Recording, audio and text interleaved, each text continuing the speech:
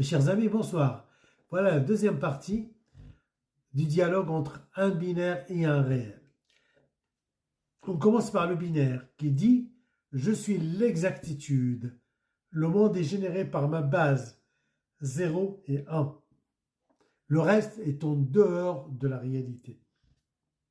En somme, une chimère, une illusion. » Le réel répond « Illusion, je suis l'infini des possibles. Entre 1 et 0, j'abrite une infinité d'êtres que tu refuses de voir. Et tu es en incapacité d'identifier ton voisin.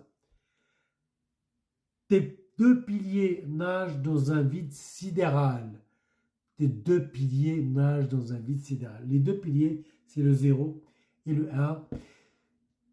C'est le binaire, c'est l'algèbre de Boole. Les informations connaissent ça très très bien. Le binaire répond, mais cette infinité t'égare. On ne peut rien bâtir de solide sur l'instabilité. Moi, je tranche, je décide, oui ou non, vrai ou faux.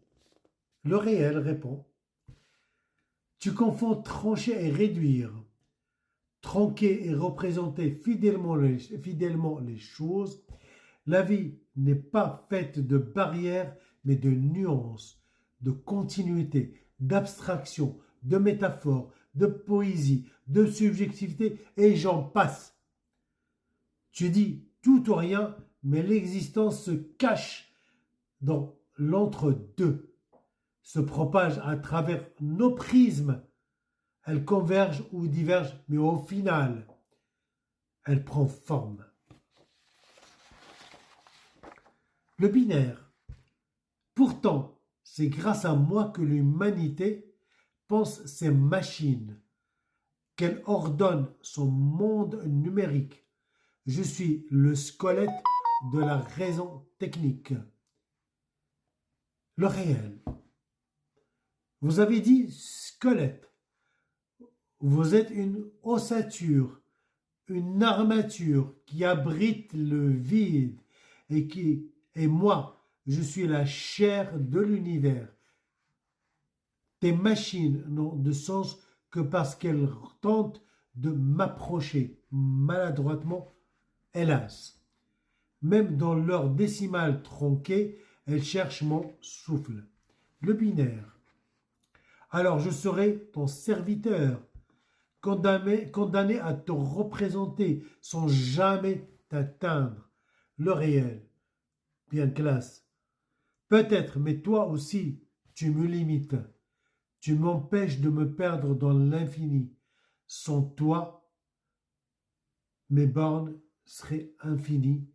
Sans tes bornes, je ne serais qu'abîme. Le binaire.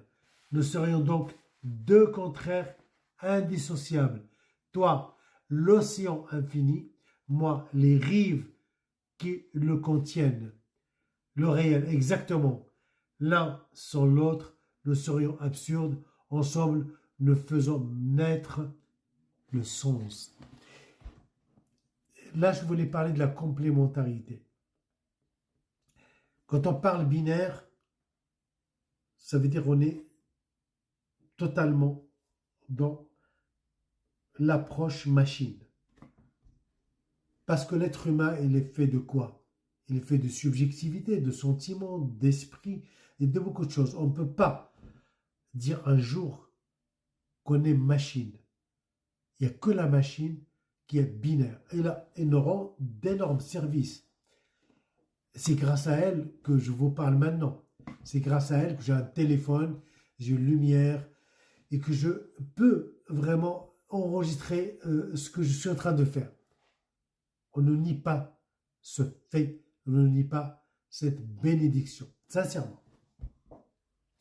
Mais réduire l'être humain qui est au-dessus de tout, sans être vraiment le tout. On en a discuté quand on a parlé des ondes, quand on a parlé des limites de l'être humain. Mais dans ce qu'on fait, l'humain reste quand même le maître de la machine.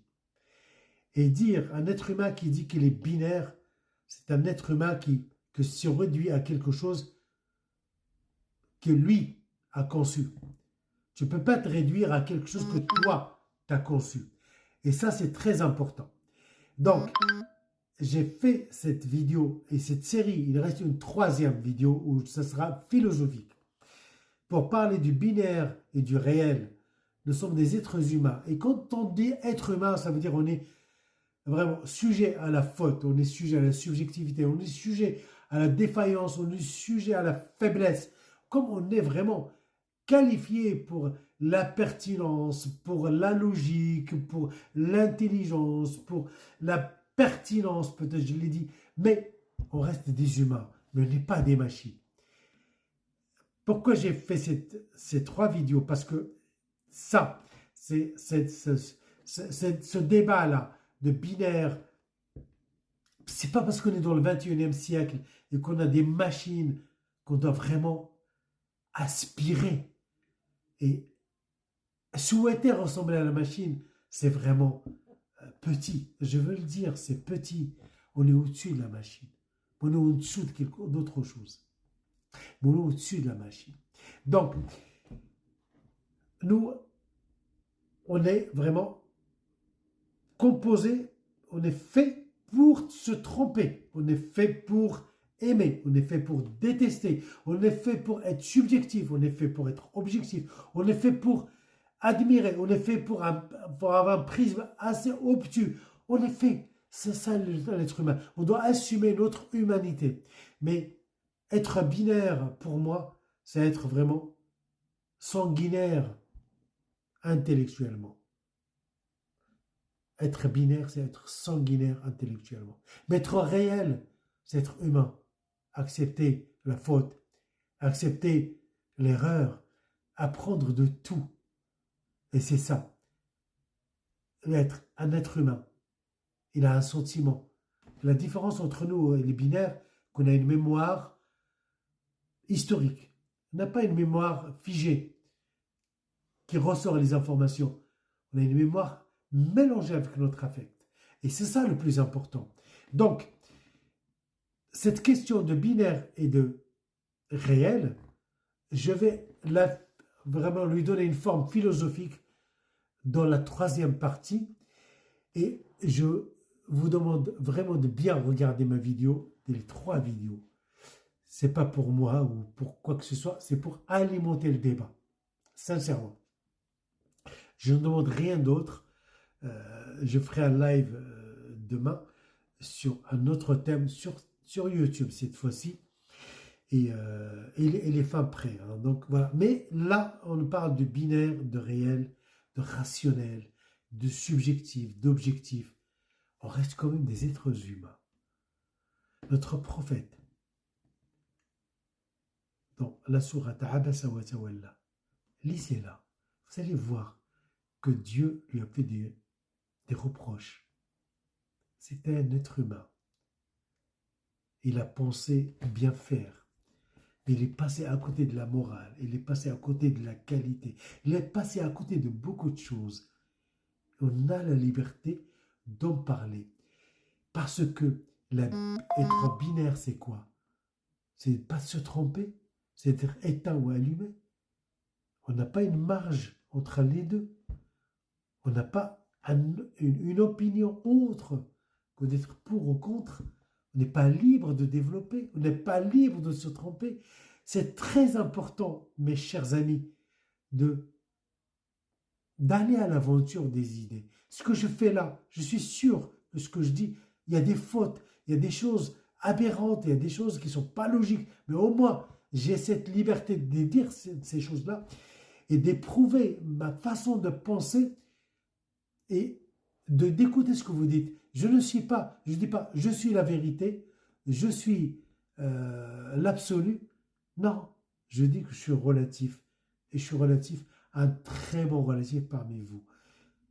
La troisième partie de ça, elle sera purement philosophique, où je vais vraiment développer. Je vais prendre un peu de temps pour la développer, mais je vous remercie pour le succès de la première partie. On a à peu près 6000 vues et beaucoup de likes.